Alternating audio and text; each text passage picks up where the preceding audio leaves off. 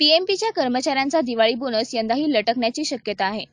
याबाबतचा प्रस्ताव महापालिकेने घ्यायचा की पीएमपीने याबाबत निर्णय होत नसल्याने यावर्षीही कर्मचाऱ्यांना वेळेत बोनस मिळणार का, याबाबत शंका उपस्थित करण्यात येते.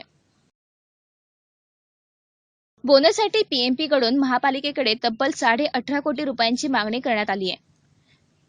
गेल्या 4 वर्षांपासून महापालिकेकडून पीएमपीएमएल कर्मचाऱ्यांना देण्यात येणारा बोनस हा इतर निधीच्या स्वरूपात देण्यात येतो. त्यातच पीएमपीएमएल 2 दिवसात 27 कोटी रुपये महापालिकेकडून देण्यात येणार असल्याने स्थायी समिती आणखी 18 कोटींची रक्कम देणार का, याबाबत शंका उपस्थित केली जाते.